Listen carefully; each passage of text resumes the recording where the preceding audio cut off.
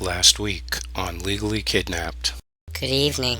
Our top story this week, child abuse hysteria hits Facebook with the change your profile pic to a cartoon character to raise awareness about child abuse campaign. Rumor has it, however, that the campaign was started as a means for predators to befriend children more easily. The U.S. House of Representatives passes the CAPTA Reauthorization Act, and thanks to child protection laws which prevent parents from getting control of their kids, parents in Alabama are increasingly calling the police for help with unruly children. A widely held belief that adoption is banned under Islamic law is being debated by scholars and child welfare advocates in a process that they hope will get more Muslims adopting children. The state of Rhode Island is in desperate need of more foster parents to provide emergency placement for stolen children after they closed 3 shelters in order to save money coming this January. And in Louisiana, health officials are paying close attention to the sexual health of girls in foster care because about half of them become pregnant while still teenagers. An outdated and failing computer system is being blamed for the failures of a foster care system in Oregon. The Ninth Circuit Court of Appeals rules that the child protective industry worker who allegedly fabricated evidence to revoke the foster care license of a woman in Washington did not violate her due process rights, and she is protected by immunity laws. The number of aged-out foster youth becoming homeless rises in the state of Massachusetts. And the same state can't understand why its juvenile delinquency rates are falling. In Arizona this week, legislatures consider scrapping the state's juvenile justice system because it's a total waste of money. The state of Michigan's Department of Human Services highlights the improvements that it has made to its foster care system, then narrowly manages to weasel its way out of a threat for a request for federal oversight from the child advocacy group known as Children's Rights, who backs off agreeing to give the new governor a chance to straighten things out when he takes office in January.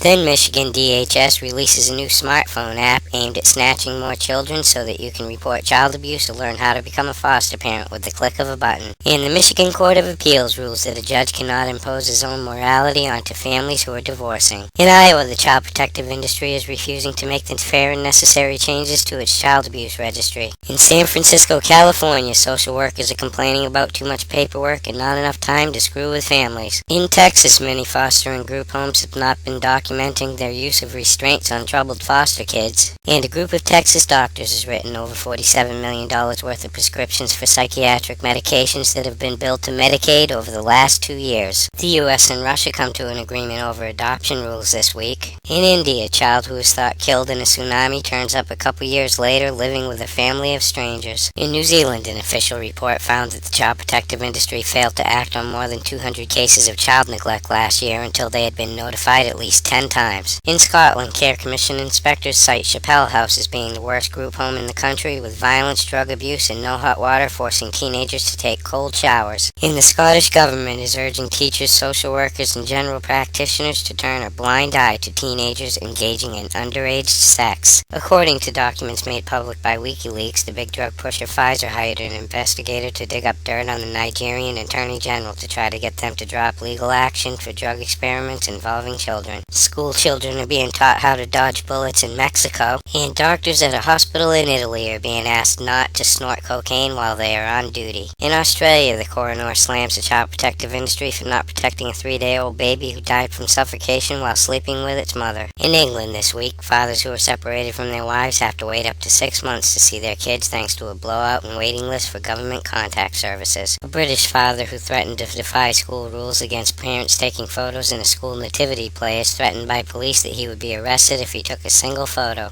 Then the UK's Information Commissioner says that parents should be free to take photos of their kids at school events because such photos do not violate the Data Protection Act. A British couple who illegally paid too much money to an American surrogate mother to have their baby is named as the legal parents in a high court decision. A foster mother from Doncaster hangs herself after they took her foster kids away, and Christian adoption agencies in the UK are being forced to close for failing to accept the UK's new laws against discrimination against homosexuals. In Canada this week, a former social worker from Saskatchewan speaks to the legislature about what she calls a lack of caring within social services, and that some workers are working against families instead of trying to help them make things right. Then a former assistant deputy minister in Saskatchewan's Ministry of Social Services is lashing out against his former employer, claiming that the department is dysfunctional and children are routinely placed in risky environments. And grandparents in Ontario hold a vigil aimed at getting access to grandchildren in child custody disputes. In entertainment news this week, Kate Gosselin is suing John for $125,000 in back child support. And Angelina Jolie says she's all done adopting kids. The ALCU takes Indiana to court to stop them from cutting subsidies to foster and adoptive parents. And New York City sues the state, claiming they're being overcharged by tens of millions for housing their juvenile defenders in state-run detention facilities. In this week's Foster Crimes Report, a foster family in South Africa is in court over allegations of sexual abuse of foster children and the manufacturing of child porn. In Louisiana, a foster parent is charged with raping a child in his care. In Oklahoma, questions are being raised as to why little Kira Zuba was left in a foster home where she was being abused and died in November of 2009. In New York, a lawyer who is running a fraudulent adoption scheme netting more than $300,000 gets sentenced to 20 years in jail. In California, a foster parent pleads not guilty to shaking a baby. In New Mexico, the state Supreme Court upholds the murder conviction of a foster parent who killed a 2-year-old boy in his care. A daycare owner from Florida is charged with failure to report child abuse. And due to a sudden illness, the trial of a former foster parent of the year charged with molesting 2 boys in his care is delayed. Police are still looking for a phony social worker who tried to steal a kid in Pennsylvania. The Louisiana jury finds a real mother not guilty of unleashing her dog and allowing it to attack a social worker. A staff member at a group home for troubled girls in Connecticut gets hit over the head with a fire extinguisher and the crap beat out of her by 3 of the residents. In Pennsylvania, an Erie County Job and Family Services employee will receive a 3-day unpaid suspension after damaging a department vehicle and taking off without reporting the accident. In Nebraska, the governor won't reappoint 2 members of the Foster Care Review Board because they spoke out against the state's privatization and reform efforts. And finally, tonight, a judge in Washington orders a 38-year-old woman who had been adopted by an American family when she was 5 months old from Mexico deported to her home country, saying that adoption is not a special circumstance to deny deportation. For these stories and all the latest dirt on the child protective industry, visit www.legallykidnapped.com. And until next week, this is Baby LK,